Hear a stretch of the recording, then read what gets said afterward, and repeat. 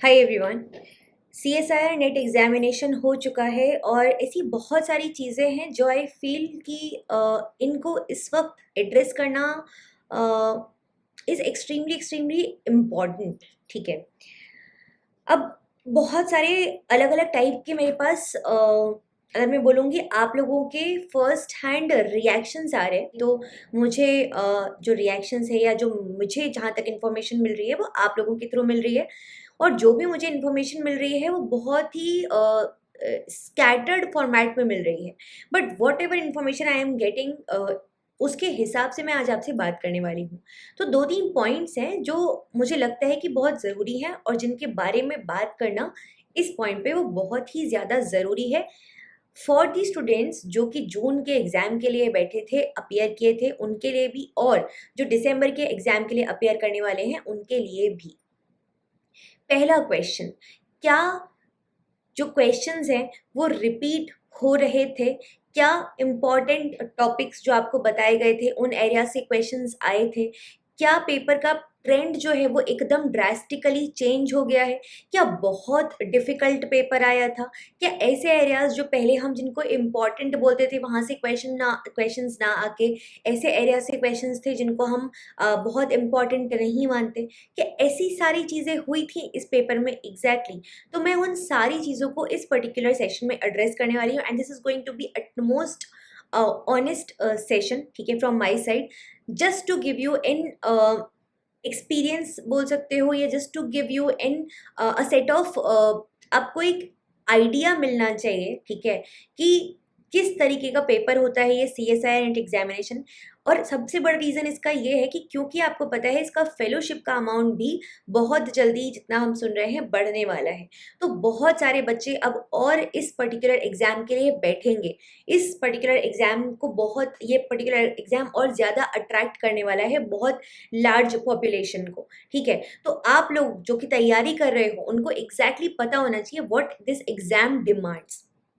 Okay, and उसका nature क्या वाक़ई में बदल गया है? क्या बहुत डिफ़िकल्ट आने लगा पेपर? नहीं, ठीक है? तो हमारे हर एक चीज़ के बारे में यहाँ पर आपके साथ में यहाँ पर डिस्कशन करने वाले हैं। तो सबसे पहला क्वेश्चन जो मैंने आपको अभी इस वक़्त बताया कि क्या पेपर का पैटर्न बहुत ड्रास्टिकली चेंज हो गया है? तो मेरे साइड से आंसर इज़ नो, बिकॉज़ जितना मैंने आप लोगों के मुँह से सुना, जितना आप लोगों ने मुझे क्वेश्चंस भेजे, जितना आप लोगों ने मुझे टॉपिक्स बताए कि जन जहाँ-जहाँ से क्वेश्चंस आए हैं, इम्पॉर्टेंट टॉपिक से अभी भी क्वेश्चंस आए हैं, ठीक है?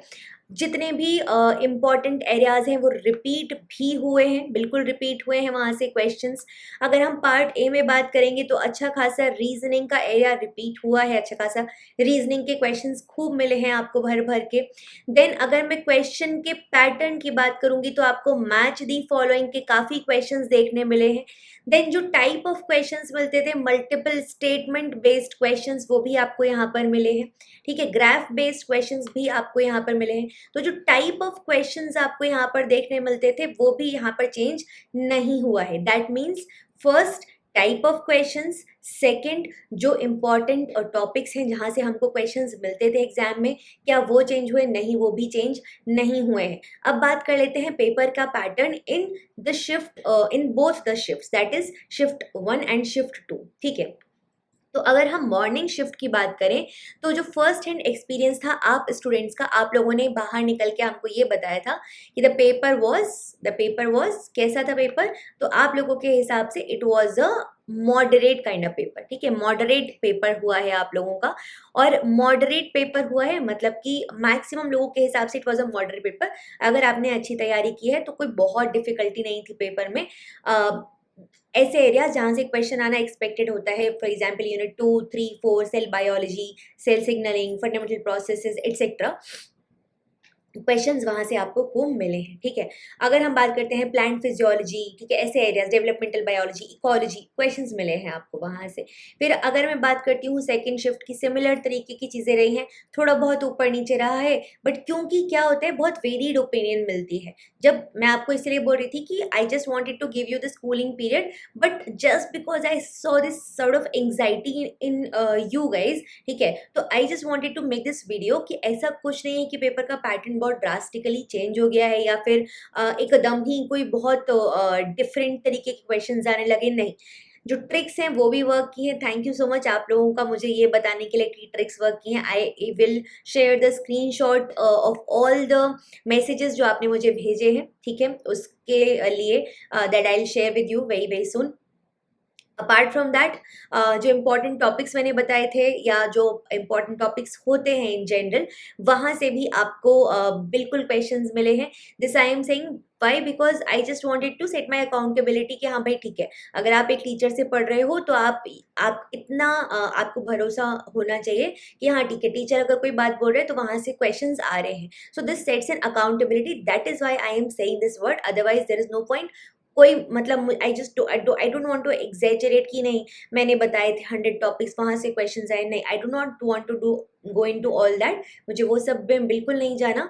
आई just I am saying all this because एक अकाउंटेबिलिटी सेट करनी है, सो दैट अगली बार जब आप मुझसे पढ़ेंगे तो आपको ये पता है कि ये मैम जब कुछ बोलते हैं तो बहुत ही ज़्यादा जिम्मेदारी के साथ बोलते हैं, और उनकी ये बात जब हम सुनेंगे तो हम भी उसी जिम्मेदारी के साथ सुनेंगे और उस बात को हम ध्यान से फिर पढ़ेंगे भी, उस चीज़ को, पर्टिकुलर चीज़ को, और निभाएंगे और मेहनत करेंगे और हमें रिजल्ट भी मिलेगा, ठीक है। That is only thing. तो यही इंपॉर्टेंट बातें हैं। बाकी अगर मैं बात करती हूँ इवनिंग शिफ्ट की, तो डेफिनेटली पेपर जो था उसका लेवल अगर मैं बात करूँगी मॉडरेट टू डिफ़िकल्ट लेवल था, जैसा कि आप लोग हमको बता रहे हो। अब यहाँ पे moderate to difficult according to you है। There might be a few questions, ऐसे 2-4 सवाल हो सकते हैं जिनको देखकर हो सकता है आपको लगा हो कि बहुत डिफ़िकल्ट पेपर आ गया है, या ऐसा हो सकता है कि वाक़ई में पेपर पूरा का पूरा, या हो सकता है 40% पेपर जो है वो बहुत डिफ़िकल्ट आ गया हो। That I will only be able to say only be able to say after I see the question paper. Till the time मैं इसको मॉडरेट मान के चल रही हूँ, ठीक है। टिल द टाइम मैं दोनों ही इवनिंग और मॉर्निंग शिफ्ट को मॉडरेट मान के चल रही हूँ, because if in case evening shift आपका थोड़ा डिफिकल्ट साइड पे होगा भी तो नॉर्मलाइजेशन आपका इफेक्ट में आएगा और आपका काम बन जाएगा, कोई दिक्कत उसमें होनी नहीं है, ठीक है। तो नुकसान में नहीं जाओगे आप, ऐसा कुछ नहीं होने वाला है, ठीक है। The only thing you need to be concern about is way forward, अब आगे क्या करना है।